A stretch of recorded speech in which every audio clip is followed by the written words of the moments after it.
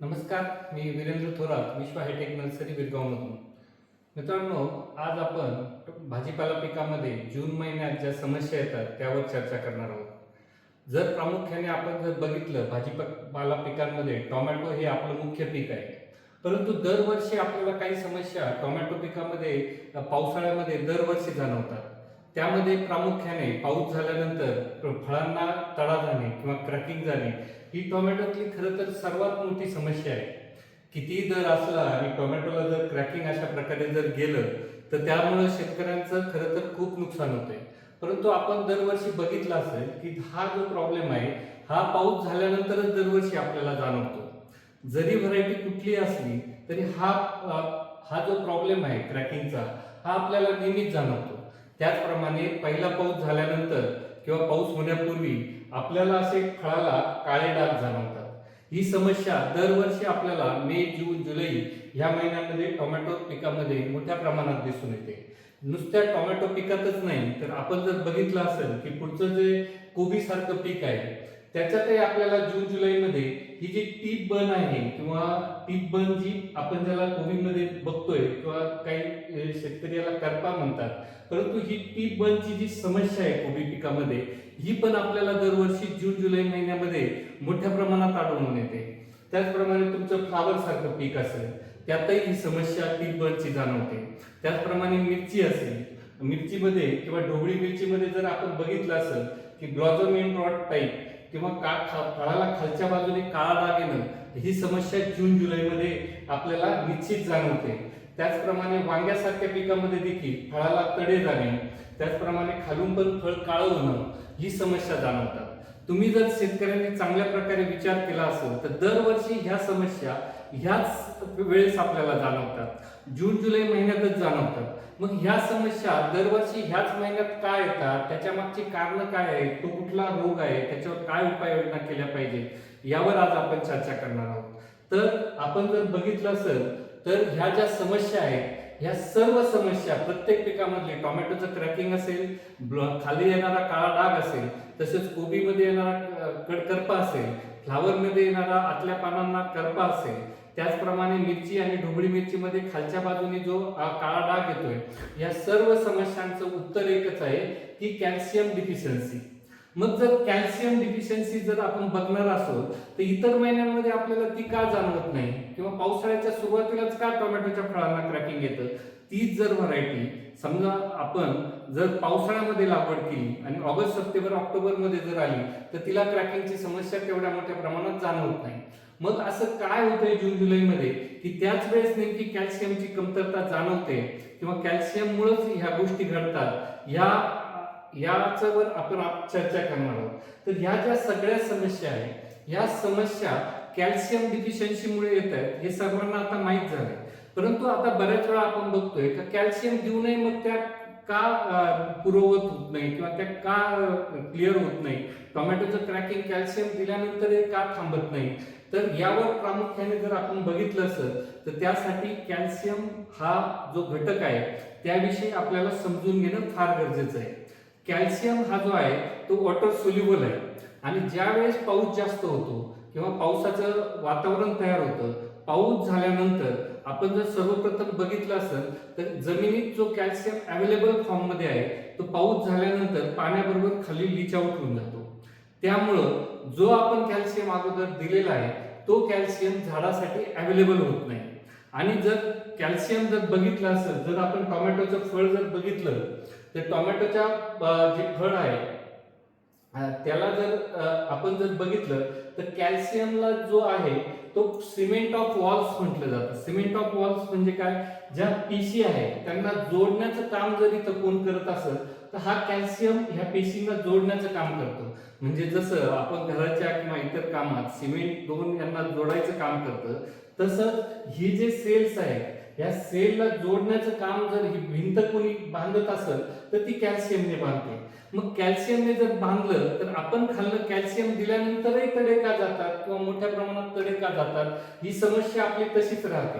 तर याचं महत्वाचं कारण आहे की कॅल्शियमचं जे वहन आहे किंवा कॅल्शियम जो आपला जातो झाडातून, तो जाताना तो ज्या वेळेस तो जाईल त्याच वेळेस तो तिथं लागू पडतो. म्हणजे झायलेम मधून जर तो गेला, म्हणजे मुळातून जर गेला तरच तो तिथं जाणार आहे. बऱ्याच वेळा आपण जर नायट्रोजन, फॉस्फरस किंवा पोटॅश यासारखे न्यूट्रिएंट जे आहे ती बऱ्याच वेळा पानामध्ये स्टोरेज असतात आणि ज्यावेळेस झाडाला गरज असते त्यावेळेस ती पानामधून त्या फळांकडे किंवा वरच्या बाजूला जातात. परंतु कॅल्शियमच्या बाबतीत मात्र असं होत नाही. कॅल्शियमच्या बाबतीत फक्त ते जमिनीत जर ज्या वेळेस आहे अवेलेबल त्याच वेळेस तिथं जातं आणि ज्या वेळेस पाऊस जास्त होतो, झाडाची फळाची फुगवण होते, त्यावेळेस मात्र त्या ठिकाणी कॅल्शियम नसल्यामुळं आपल्याला मोठ्या प्रमाणात तडे जाताना दिसत आहेत. किंवा इथं जरी बघितलं असेल, जो नवीन भाग आहे किंवा नवीन सुरुवातीची जी वाढ आहे तिथं कॅल्शियम न गेल्यामुळं आपल्याला तिथं कॅल्शियमची कमतरता जी आहे ती बरोबर वाढीच्या भागामध्ये दिसते. तुम्ही कोबीच्या पिकामध्ये जरी बघितलं तर जे टिब्बन आहे, नवीन जी पानं आलेली आहे त्याच्याच टोकाला हे तुम्हाला बर्निंग दिसेल. फ्लावर मध्ये पिकामध्ये जरी बघितलं आपण तर नवीन जी पानं आपली डेव्हलप झालेली आहे, नवीन ज्या पोरा आलेल्या आहेत त्या ठिकाणी डेव्हलप होते. तर याचं महत्वाचं कारण असं आहे की ज्यावेळेस पाऊस होतो किंवा ह्युमिड वातावरण होतं त्यावेळेस प्लांटची जी ग्रोथ आहे ती वेगाने होते. पण ती ग्रोथ होत असताना त्या वेगाने तिथं कॅल्शियम पोहोचला जात नाही. त्यामुळं ती जी दिसते आपल्याला कॅल्शियमची डिफिशियन्सी दिसते. परंतु आता सर्वात महत्वाचा उपाय म्हणजे की याने जे होणारं नुकसान आहे ते खूप मोठं आहे. बऱ्याच वेळा यावर आपण फंगीसाईड असेल, बॅक्टेरिसाईड असेल, त्याचा नको त्या औषधांचा फवारणी करतो, पण तरी पण आपल्याला रिझल्ट नाही. किंवा बऱ्याच वेळा आपण खाल्लं कॅल्शियम नायट्रेट देतोय किंवा कॅल्शियमची पूर्तता करतोय तरी पण त्याचा रिझल्ट मिळत नाही. याची काय कारणं असतील तर या ज्यावेळेस आपण आता याच्यात पण आपण बघू शकता की जे ट्रान्सपोर्ट आहे कॅल्शियम आणि पोटॅशियमचं ते झायलेम मधून होतं फक्त. त्यामुळं त्याचं जे वहन आहे ती ज्या वेळेस गरज आहे त्याच वेळेस कॅल्शियम जाणं गरजेचं आहे. परंतु पाऊस झाल्यामुळं जो आपल्या जमिनीत अवेलेबल कॅल्शियम होता तो मुळांच्या कक्षेच्या बाहेर गेलाय आणि आता व्हेजिटेटिव्ह ग्रोथ तर त्याची जोरात होते आणि ह्युमिड वातावरणामध्ये पाण्याचं बाष्पीभवन मोठ्या प्रमाणात होत नाही. त्यामुळं खालनं देखील पाणी किंवा न्यूट्रिएंट्स मोठ्या प्रमाणात झाडामध्ये जात नाही. तरी देखील झाडामध्ये जे स्टोरेज आहे नायट्रोजनचं असेल, फॉस्फरसचं असेल किंवा इतर न्यूट्रिएंटचे असतील ते मात्र पानांमधलं त्या फळांपर्यंत किंवा याच्यापर्यंत जातं. परंतु कॅल्शियम खालनं न गेल्यामुळं टोमॅटो पिकामधल्या ह्या ज्या त्याच्या सेल वॉल्स आहे त्या ठिकाणी आपल्याला क्रॅकिंग जाणवतं. आणि जरी आपण खालनं कॅल्शियम नायट्रेट दिलं तरी पण कॅल्शियम बरोबर नायट्रोजनचा अतिरिक्त पुरवठा झाल्यामुळं पुन्हा झाडाची ग्रोथ मोठ्या प्रमाणात होते व त्या ठिकाणी कॅल्शियम नायट्रेट केवळ देऊन हा प्रॉब्लेम आपला संपणार नाही. याच्यासाठी महत्वाचं काय आहे तर ह्या सर्व पिकांमध्ये जर आपण त्याचा उपाययोजना बघणार असो तर जो आपल्याला कॅल्शियम द्यायचा आहे तो महत्वाचा म्हणजे पाऊस झाल्यानंतर किंवा ह्युमिड वातावरण झाल्यानंतर जे आता कॅल्शियमचा आपण पुरवठा कुठल्या प्रकारे करू शकतो ते बघूयात. तर यामध्ये जे कॅल्शियम दिलेलं आहे, कॅल्शियमचे जे फॉर्म आहे तर कॅल्शियम नायट्रेटच्या फॉर्म मध्ये आपल्याला तिथं कॅल्शियमचा पुरवठा करायचा नाहीये, कारण त्यामुळे अतिरिक्त नायट्रोजन आणखी मोठ्या प्रमाणात जातोय व अतिरिक्त नायट्रोजन गेल्यामुळं पुन्हा झाडाची वाढ होते व पुन्हा झाडाची कॅल्शियमची गरज आणखी जास्त वाढते. त्यामुळे आपल्याला जो कॅल्शियम द्यायचा आहे तो एक तर चिलेटेड फॉर्म मधला आपण देऊ शकतो किंवा कॅल्शियम क्लोराईड जे आहे यारा स्टॉफिट म्हणून येतं त्याच्या फॉर्म मध्ये देऊ शकतं किंवा कॅल्शियम ऑक्साईड फॉर्म मधला आहे त्याद्वारे जर आपण स्प्रेइंग केलं, साधारण आपण स्टॉफिट किंवा कॅल्शियम क्लोराईडचं 2.5 मिली प्रति लिटर या प्रमाणात घेऊन जर पावसाची वातावरण झालं आणि त्याच दिवशी जर स्प्रेइंग चालू केलं किंवा त्याच्या अगोदरपासून जर फवारणीतून जर दिलं आपण तर निश्चित त्याचे चांगले परिणाम आपल्याला दिसू शकतात व त्या ठिकाणी आपल्याला कॅल्शियमची पूर्तता होऊ शकते. त्याचप्रमाणे आपण चिलेटेड कॅल्शियमचा पण त्या ठिकाणी वापर करू शकतो. त्याचप्रमाणे हे कॉम्पोचं जे कॅल्शियम आहे जे ऑक्साईड फॉर्मचं आहे किंवा टर्बो कॅल्शियम प्लस हे ऑक्साईड फॉर्मचं आहे हे आपण 2 किलो जर खालून जर एकरी दिलं तर निश्चित याचा आपल्याला फायदा होऊ शकतो व जे आपल्या हातात आलेलं पीक आहे ते पीक आपण निश्चित वाचू शकतो. खरं तर याची जी सुरुवात आहे ते पावसाचं वातावरण होण्यापूर्वी आपण केली पाहिजे. कॅल्शियम फक्त खालून न देता त्याच्या जर फवारण्या केल्या तर ज्या ठिकाणी त्याची गरज आहे म्हणजे ज्या ग्रोईंग स्टेजला त्याची गरज आहे त्या ठिकाणी तो कॅल्शियम जाईल व त्या ठिकाणी त्याचा उपयोग होईल.